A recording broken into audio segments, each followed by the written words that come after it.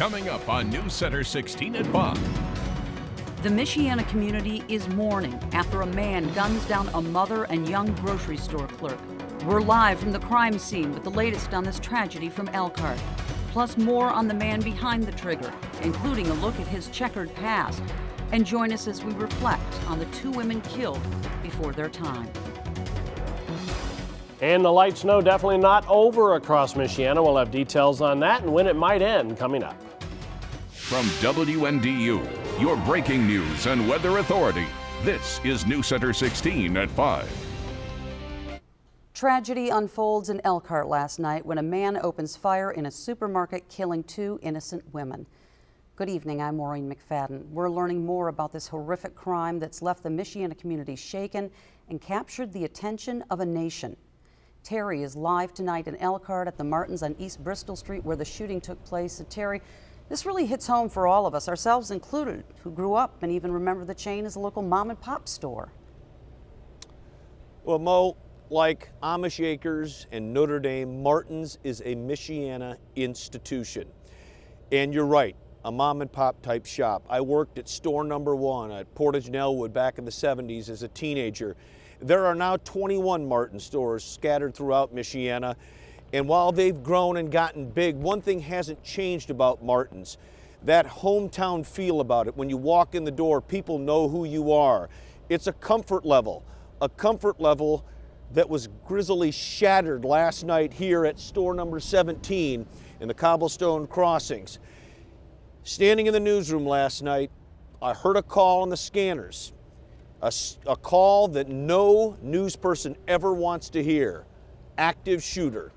I'm joined now by Mark Peterson, senior reporter for News Center 16. And Mark, that call came about 10:07, about a half hour after the shooter had gone into the store. Had arrived at the store, yeah. 22-year-old Sean Bear apparently lives at his parents' house in the neighborhood, apparently walked to the store here last night and arrived at about 9:30. Police have reviewed surveillance video from the store security cameras. They see it appears to show Bear in the store, walking around, talking and texting on his phone before the first shot was fired at 10:05. The Bear shot and killed 44-year-old shopper and a 20-year-old stock clerk. Today, we learned about two other Martin store employees who were confronted by Bear but got away.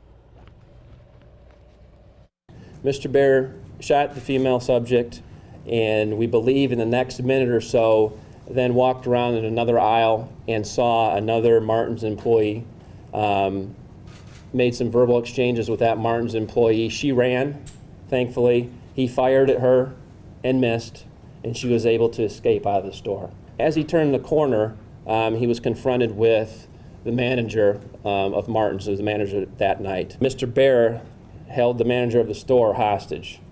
He asked him to go to his knees, and on the video you can see the suspect all of a sudden divert his attention from the manager that's on the ground in front of him on his knees to the two police officers, and immediately the manager saw his attention was diverted and got up and ran.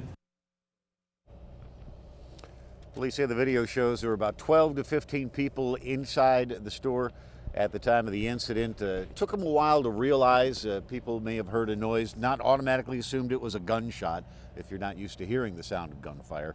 But after a couple of shots, the police say it became apparent. They started running for the door, and some of the store employees were even helping some of the customers get out before themselves. So simply a lot of confusion, as you might expect. And Mark, did the video cameras, they got them all over the store, did they capture a continuous loop of what happened, so to speak? No. Apparently, many of the cameras are motion activated, and there were apparently some spots that were not covered by the cameras, but apparently enough for police to piece a lot of this together. Of course, piecing together what happened, but why, that's another story. All right, Mark, thank you very much. And of course, police have identified now the two women killed in last night's attack. And we have pictures of these two unfortunate young ladies who were killed. Officers confirmed that 20-year-old Crystal Dykes was the Martin's employee gunned down while stocking shelves there. And shortly after shooting Dykes, police say Bear fatally shot 44-year-old Rochelle Godfried. She was just a shopper there near the checkout area of the store when she was gunned down. Godfried a mother here in the Elkhart area. Again, the gunman identified as Sean Bear of Elkhart.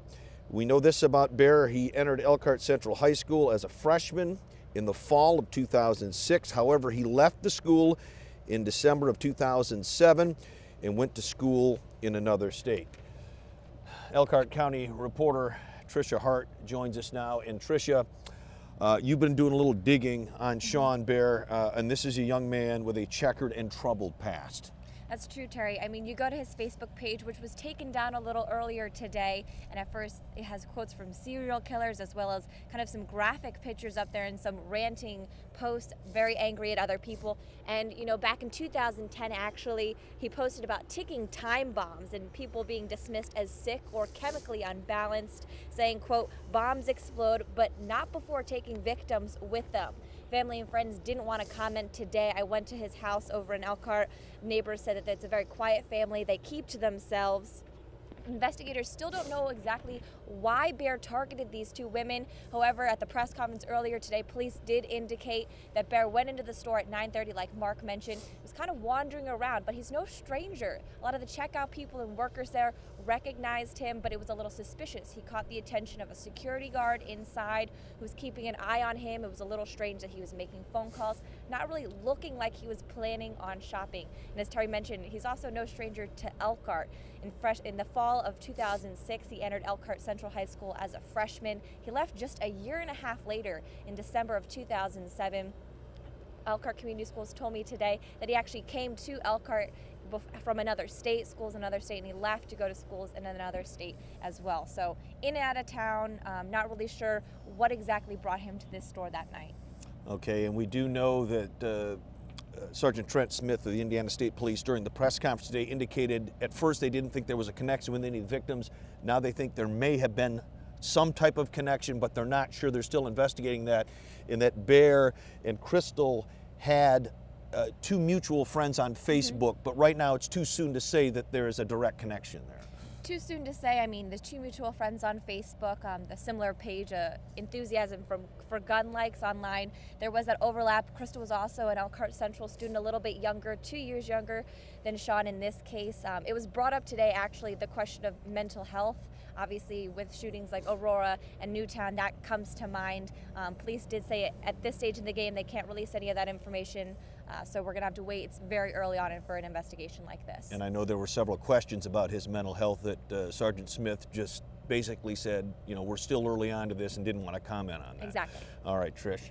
And we will have much more from Trish and Mark Peterson, and Megan Hickey will be joining us at 5:30 with our continuing coverage here from the Martins on East Bristol Street. Mo, let's go back to you in the studio. All right, and Terry, I just can't stop thinking about that store manager who was knelt down, had a gun on him, and the police came in the nick of time.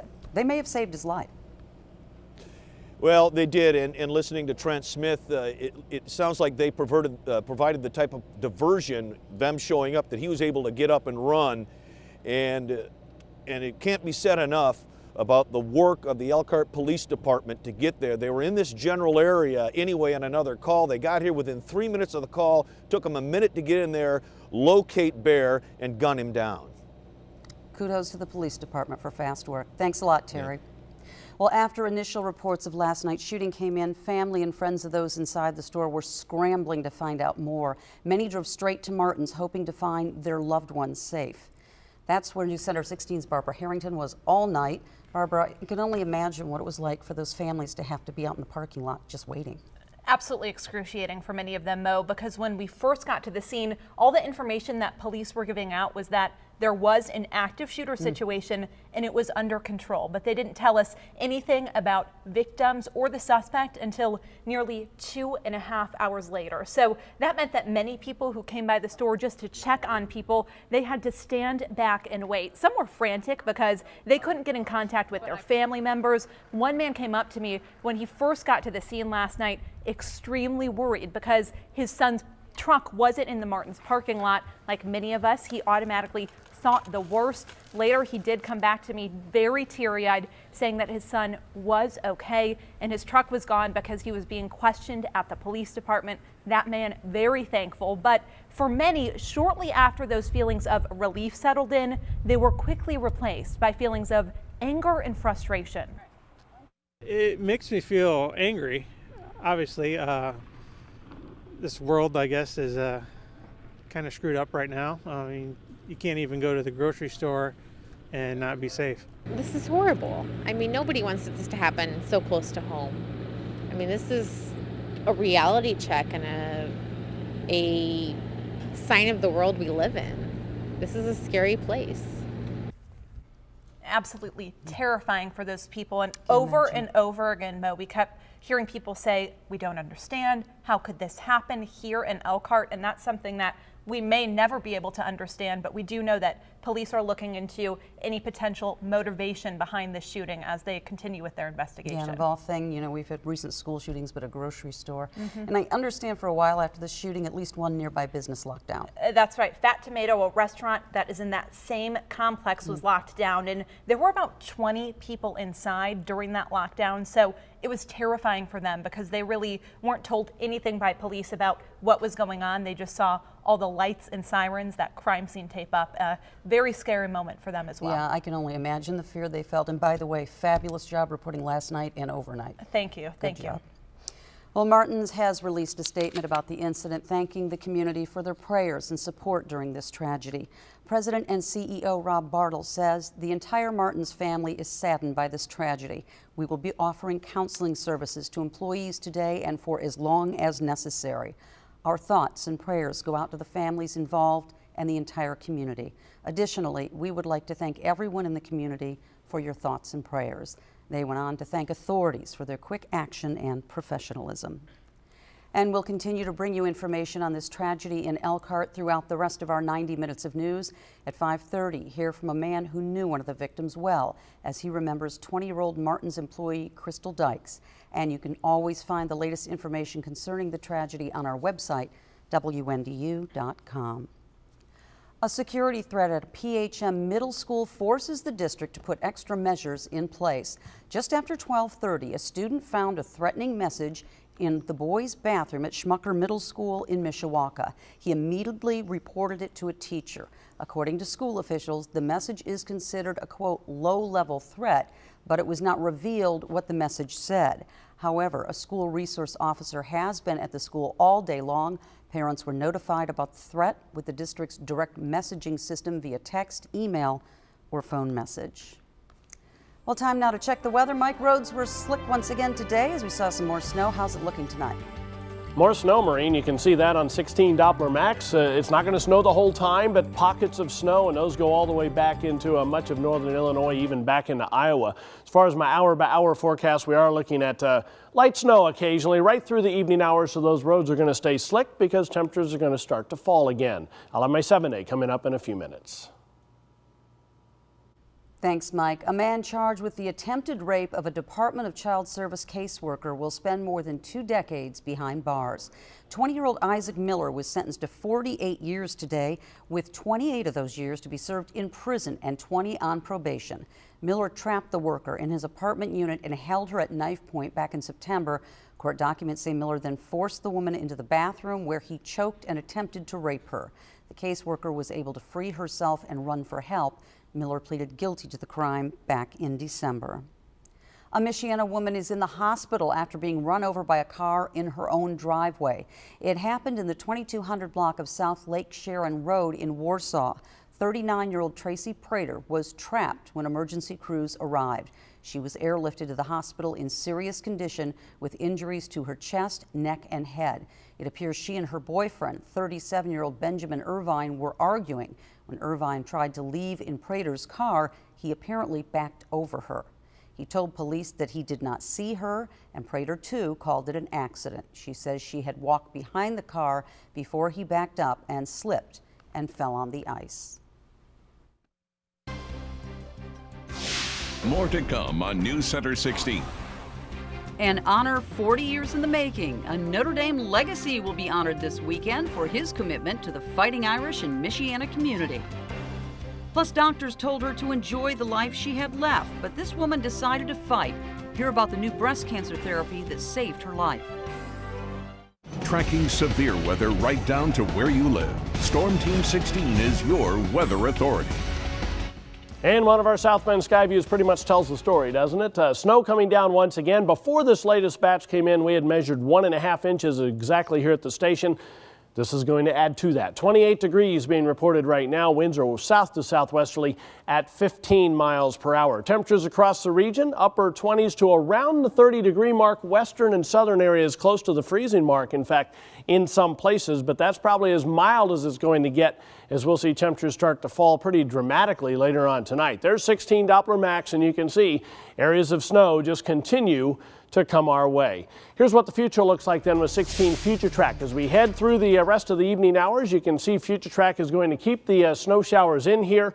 The next cold front does start to come on through. However, this little system that we were showing you the last couple of days that might give us snow is now expected to stay just to the south.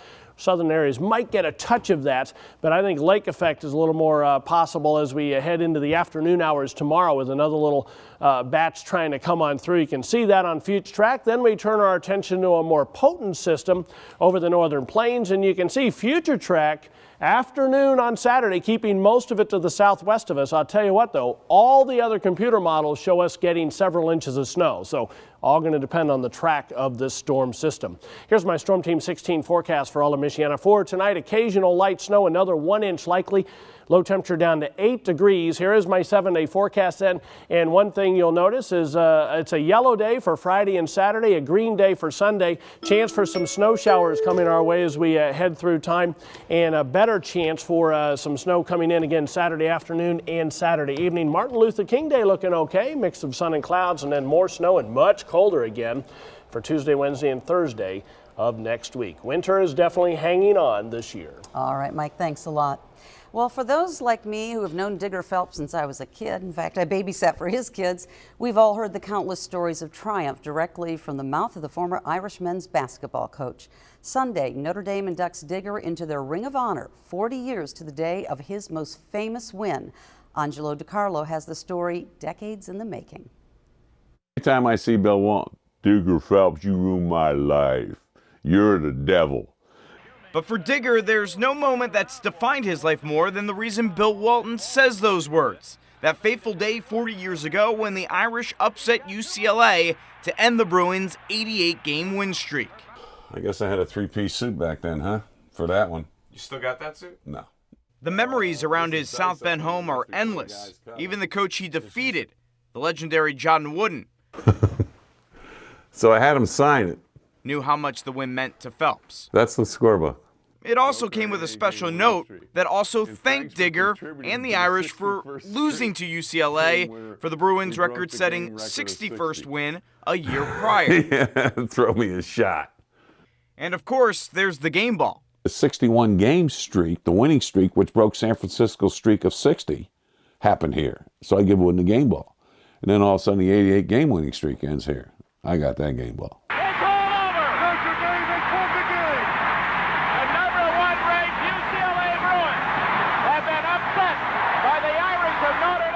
As Irish fans celebrated Notre Dame's upset victory, Phelps didn't stay out there for very long. I ran down and shook Wooden's hand.